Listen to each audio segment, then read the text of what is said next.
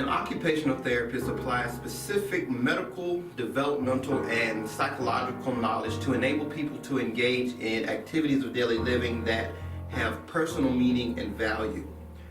We develop, improve, sustain, or restore independence to a person who has an injury, illness, disability, or psychological dysfunction.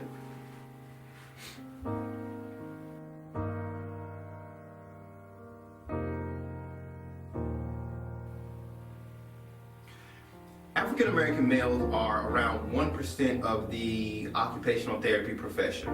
However, the impression I feel that we make on the black community is transformative. Since we are so few, our contributions may at times go unnoticed unless you're directly involved with an occupational therapist. Our power comes in being able to see from within the veil, as the great W.B. Du Bois would have put it, and truly understand an African American patient's mindset, not just a particular diagnosis. Prior to treatment, we come armed with the communal perception of disability. We come with an understanding of the additional hardships that may befall a person of color that may not affect other races. And we come with an insight of unique familial roles which may not be seen as traditional or typical.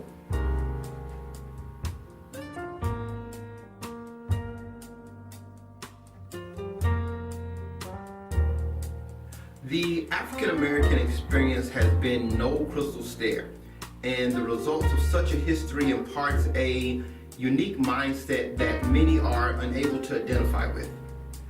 One of the things that we do as occupational therapists is adapt environments, or in a way adapt the patient's functional abilities. This can be through improving the patient's physical status or providing adaptations or devices that can assist them in performing a task. Making these adaptations is almost instinctual. Enduring a history of slavery, of Jim Crow, segregation, and the civil rights movement has made us natural adapters. As a people, we have historically been making ends meet by any means necessary. And that adaptability to endure any and all circumstances empower us to be extremely efficient and open-minded in regards to helping our patients live better lives. Now, this particular aspect is beneficial to all people.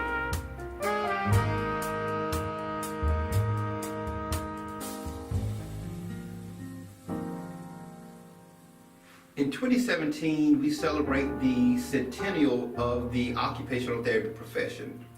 As we move forward, I foresee African Americans being increasingly involved in research, creating unique treatment and technique protocols, contributing more to academia, and expanding their talents outside of the typical medical and educational models.